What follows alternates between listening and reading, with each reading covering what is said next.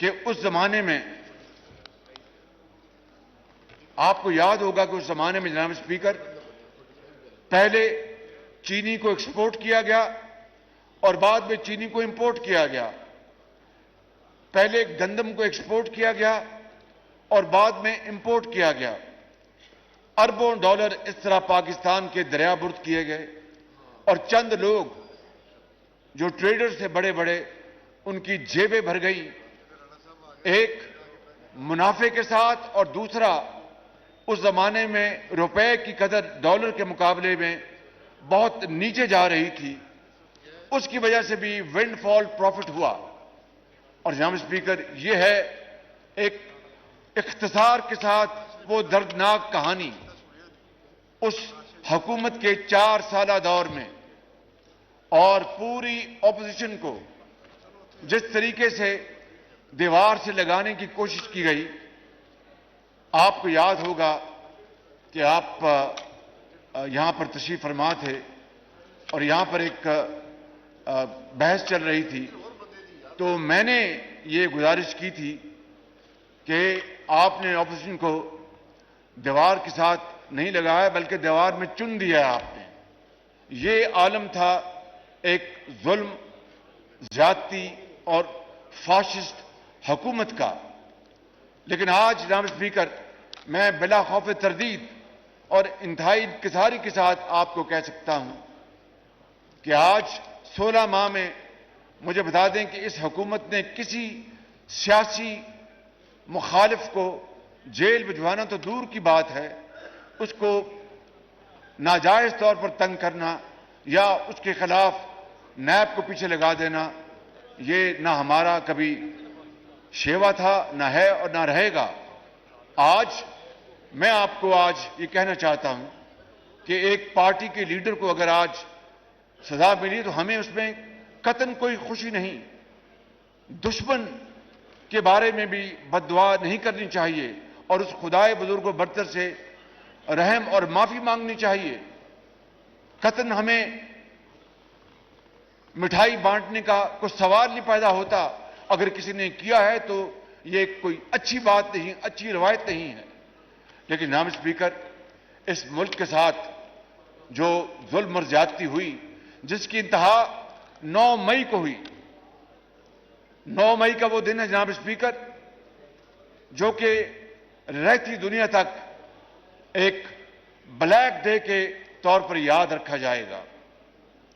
9 मई का वो दिन है जनाब स्पीकर जिस दिन हमारे इस मुल्क की सरहदों के मुहाफिज, जिन्होंने जान हथेली पर रखकर पाकिस्तान की हिफाजत की और अल्लाह को प्यारे हो गए और इस मुल्क के अंदर लाखों बच्चों और बच्चियों को यतीम होने से बचा गए, मगर अपने बच्चे उनके यतीम हो गए। इस मुल्क की हजारों बीवियों को बेवा होने से बचाया, मगर उनकी अपनी बीवियां बेवा हो गईं और उनके बूढ़े मां बाप रहती जब तक उनकी जिंदगी है उनके अश्क बार रहेंगे उनके। और फिर आप जानते हैं कि दहशतगर्दी में इस मुल्क ने कितनी बड़ी कीमत अदा की है। जनाब स्पीकर, आप जानते हैं कि ज़रबुल अज़ब और रद्दुल फसाद के नतीजे में चाहे कोई सिपाही अफवाज पाकिस्तान का हो या अफसर हो या पुलिस का, पाकिस्तान के किसी भी सूबे का जवान हो या अफसर हो, या कोई लाहौर, कराची, पेशावर, कोयटा में रहने वाले पाकिस्तानी ताजर, डॉक्टर, उस्ताद, तालिब इल्म, नर्सें, किस किस ने इस बड़ी जंग में शहादत का जाम नोश नहीं किया। और इसमें सबसे ज्यादा इस कुर्बानी में हिस्सा डाला केपी के सूबे ने, बलूचिस्तान ने, सिंध ने, पंजाब ने। जनाब स्पीकर, सियासी अकाबरीन वो शहीद हुए, उनके बच्चे शहीद हुए और तब जाकर इस नासूर को जनाब स्पीकर नुकेल डाली गई और शिकस्त फाश हुई। 80,000 पाकिस्तानी उन्होंने जाम शहादत नोश किया। जनाब स्पीकर, ये कोई मामूली बात नहीं है। दुनिया इस अजीम कुर्बानियों की दास्तान की मोतरफ है। दुनिया और कुछ कहे पाकिस्तान के बारे में, लेकिन दहशतगर्दी के खात्मे के हवाले से हमारे जज्बों, हमारी कमिटमेंट और अफवाज पाकिस्तान की कुर्बानियों से वो हमेशा वो तहसीन के अल्फाज इस्तेमाल करते हैं।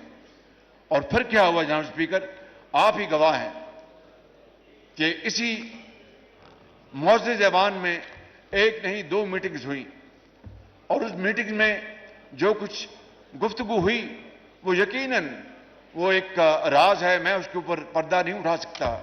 लेकिन ये बात तो एक पब्लिक नोटिस में है कि उस वक्त के वजीर आजम ने कहा कि हम उनको पाकिस्तान दावत देते हैं, वो आएं और यहां पर रहें और ये उनका घर है। जनाब स्पीकर, उसके बाद फिर दहशतगर्दी ने किस तरह सर उठाया, ये कोई राज की बात नहीं है। किस तरह सवात में वो पहले आए और सवात में आकर क्या उन्होंने उद्यम मचाया, किस तरह थानों पर कब्जा किया, किस तरह वहां पर जितना भी अमला था उनको गिरफ्तार किया, और उसके बाद आज तक पाकिस्तान के मुख्तलिफ हिस्सों में दहशतगर्दी के हमले दोबारा शुरू हो गए। क्या मैं ये आपकी खिदमत में ये अर्ज करना चाहता हूं और मैं ये सवाल करना चाहता हूं कि क्या वो 80,000 अजीम पाकिस्तानियों, बुजुर्गों, माओं, बेटों, बेटियों और जवानों ने जो कुर्बानियां दी थी, उसका ये चला है कि दोबारा एक नासूर नेस्तो नाबूद हो गया, दहशतगर्दी दफन हो गई और पूरे मुल्क में अमन और चैन था। और इसकी तमाम तर इसका क्रेडिट उन शहीदों को जाता है, उनकी रूहों को जाता है, उनके खानदानों को जाता है। मगर उसके बाद दहशतगर्दी न दोबारा यहां पर ऊद के आई है।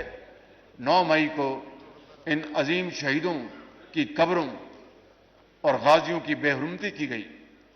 ये दोस्तनुमा दुश्मन थे, एक जत्था था जनाब स्पीकर, जिसने पाकिस्तान में ये गदर मचाया।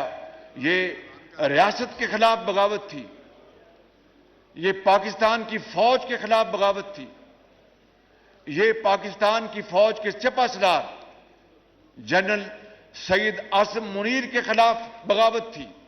इसमें अब कोई शक नहीं रह जाना चाहिए। मैं एक जिम्मेदार, आपने मुंतखब किया, मुझे इस मुअज़्ज़ज़ ऐवान ने मुंतखब किया, मैं इंतहाई जिम्मेदारी से ये बातें अर्ज कर रहा हूं।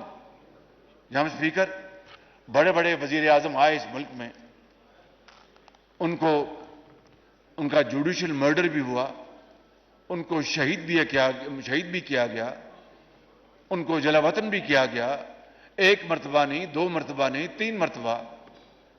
और बड़े बड़े यहां पर हादसे हुए। क्या कभी किसी ने इस मुल्क के अंदर कभी किसी हसास इदारे का गमला भी तोड़ा? गमला तोड़ने की दूर की बात है, कभी उस तरफ रुख किया? कभी अवामी जो असासे हैं कभी उनको तबाह किया, तोड़ा, तोड़-फोड़ की, आगे लगाई? हां, एहतजाज किए, कुछ लोगों ने जज्बात में आके सेल्फ इमोलेशन की, लेकिन जनाब स्पीकर, इस तरह का दिलखराश मंजर कभी देखती आंख ने कभी नहीं देखा था। लिहाजा मैं समझता हूं कि आज, जबकि मैं आज रात आपकी और इस ऐवान की इजाजत से मैं सदर पाकिस्तान को असम्बली की तहलील के लिए एडवाइस भेजूंगा, मैं समझता हूं कि आज इस ऐवान को न सिर्फ दोबारा इस बदतरीन साजिश का नोटिस लेना चाहिए, बल्कि आज दोबारा फिर एक करारदाद मंजूर करके इस बात का हम इआदा करें कि क़यामत तक किसी को जुर्रत नहीं होगी कि इस तरह की हरकत पाकिस्तान की रियासत के खिलाफ या पाकिस्तान की फौज के खिलाफ कोई कर सके। जनाब स्पीकर, मैं यहां पर कुछ गुजारिशात करूंगा, लेकिन ये 16 महीने बहुत मुश्किल, मेरी जिंदगी का सबसे ज्यादा मुश्किल इम्तिहान जनाब स्पीकर ये 16 महीने थे और मेरे साथियों के भी।